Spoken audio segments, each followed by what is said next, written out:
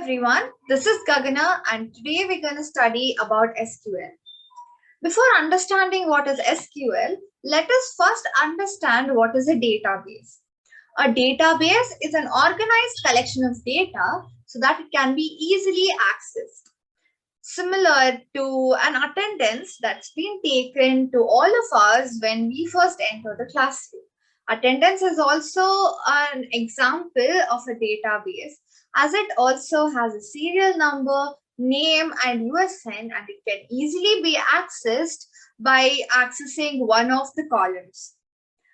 So as our lecturer access our attendance, in the system too, we have a software called as DBMS to access the database.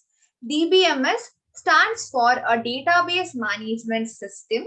There are two types of DBMS, that is a relational DBMS and a NoSQL DBMS. In relational DBMS, we have a relationship between one column and another in the same table. Whereas in NoSQL, there is no such relationship and it should be accessed using different techniques. We are concerned about a relational database in this video. SQL stands for Structured Query Language. It is also called as a SQL. Towards the left side of the screen, you can see an image named as DBMS. Here, our system is accessing the database using DBMS. We will perform certain operations on the database and then we'll get back the result through DBMS.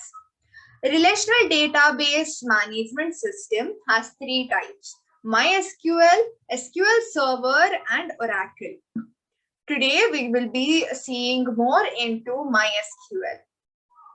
To install this software, we have to first go to mysql.com, go to downloads and select Windows and Mac respectively. If you face any issues in downloading it, drop a comment and I'll look into it.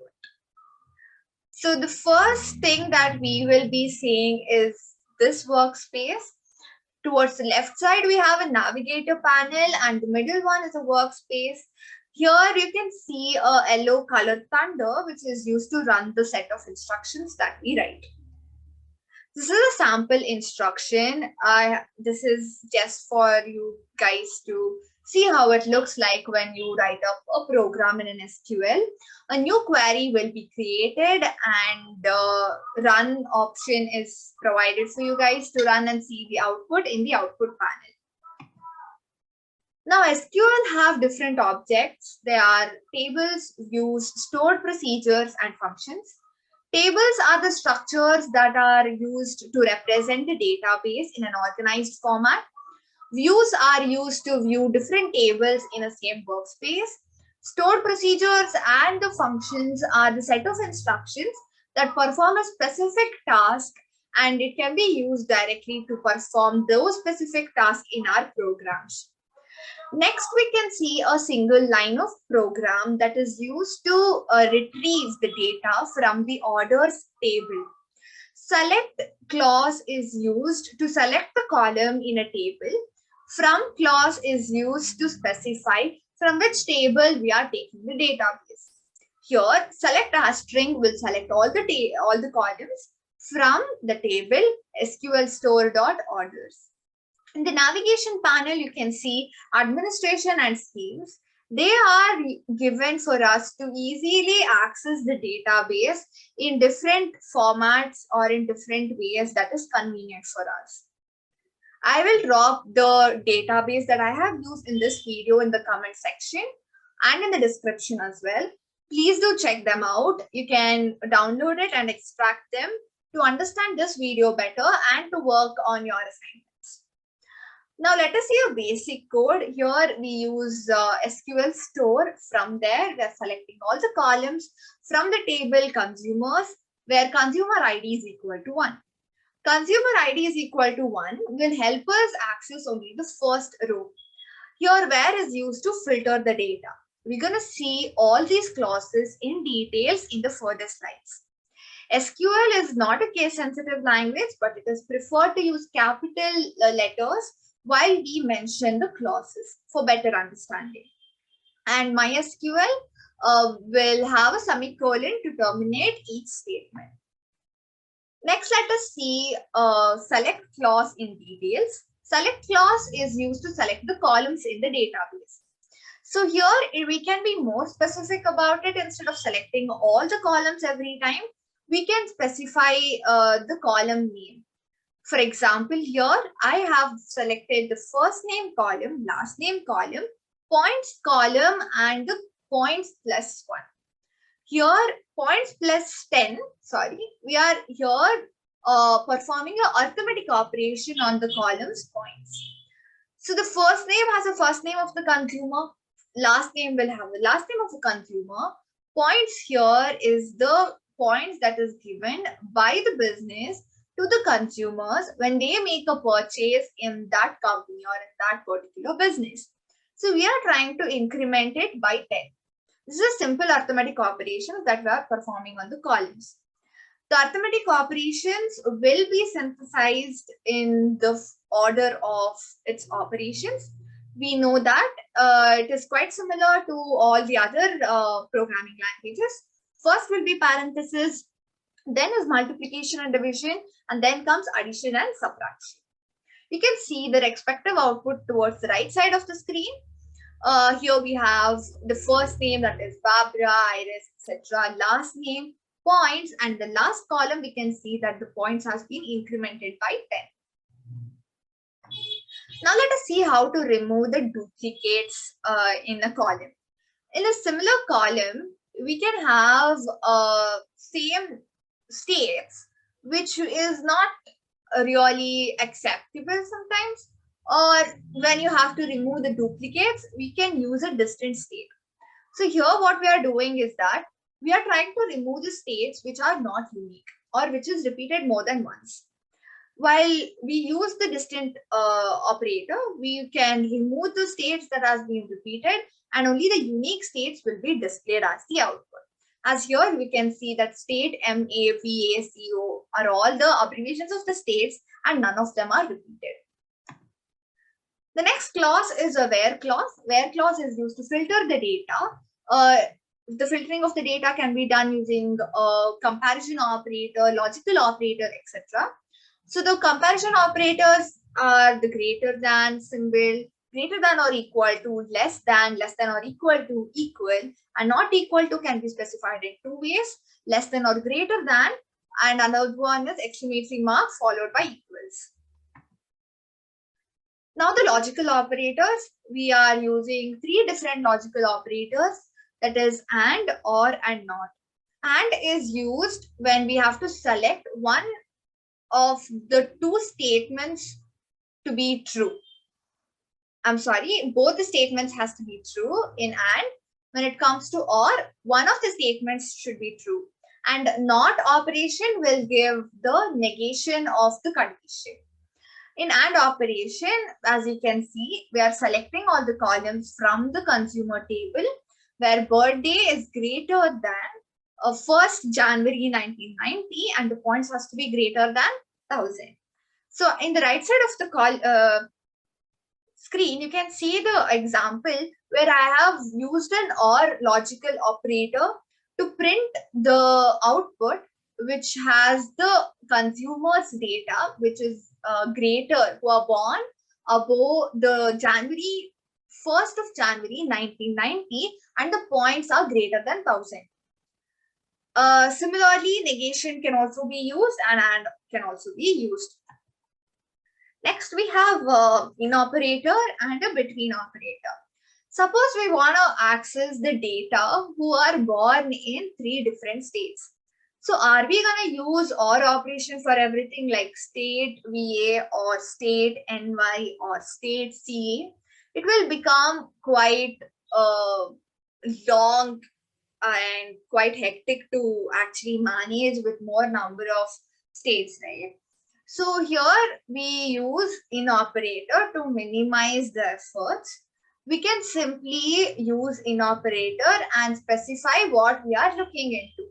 Here we are looking into 3 states, VA, NY, and CA. We're going to mention them within the codes, and we will get the following output. That is Barbara, Ines, and Abbott. They are born in VA, FL, and GA in the program that I've specified. Next is a between operator. Between operator will give you the data born from, or for example, from one value to another value. So between these two values, which all are the data comes, those data will be printed. So here we have taken points which are between 100 and 200. And the program on the right side, here we have taken the points between 1000 and 3000. And the following is the output. We get 4 different datas which are between the points 1000 and 3000. These two operators are used to minimize the number of lines and to get the output easily. Next is a like operator. Like operator returns the consumers whose first name starts from B. Here we have written a statement, we have written the instruction to print whose first name starts from B. Similarly, we can write it for the last name as well. As you can see on the right side of the screen, select has string will select all the columns from the consumer table where the last name is starting from B. You can see Brushfield and others. They are the output that we get by running this set of code. Here, percentage symbol is used for any number of characters. That is any number of character that comes after B. And underscore is used to represent one character. Suppose if we write 5 underscores and Y, we're gonna get only Boggin and nothing others, because only that example or only that data has 4 letters before Y. So that is how underscore is used. Next, we have a regular expression operator. Regular expression operator is used to easily access the data anywhere in the database using certain modulators that are caret symbol that is used to specify a letter or an alphabet that is at the beginning of the string. Dollar symbol is for the letter or character that has to be at the end of the string. Pipeline operator, the pipeline symbol or a logical OR symbol that is used to specify more than one character. And within a square bracket, if we mention the letters, that combination of letters is being searched and printed as the output. When we specify 2 characters within an hyphen, any characters from A to D will be accessed. So on the right side of the screen, you can see an example where I have tried to print the output of the data whose last name has E in it. So this is how we will get the output as. Next is isNull operator. IsNull operator is used to access the data which has a null character or nothing that is being specified in the particular column or row. This is very simple. You can see on the right side of the screen, we use select as string from the consumer table where phone is null. That is in the phone column, whichever values or whichever consumer has not given their phone number, those consumers' details will be printed as the output. Next is order clause. Order clause is used to sort the database. So here we are trying to access the first name and we are trying to keep it in a decreasing order. So the output will be the first name will be sorted in a descending order. If we do not specify descent or DESC, it will be arranged in ascending order by default. Here we can see Thatcher, Ramola and others being arranged in the descending order. Now is the limit clause. Limit clause, it is used to print certain rows in the database. Suppose if we want to print the first three rows of the data, we can simply tell limit 3. It will print the first 3 rows. What if you want to access something in between? We can use skip 6 consumers and return 3. To do this operation, we will use limit 6 comma 3. It will skip the first 3 rows and then prints 3 rows after that. Now let us see how join clause works. Join clause, there are 2 different types, inner join and the outer join. Today we're going to see inner join in detail. Inner join will be using these 3 set of codes. That is select as string from consumers.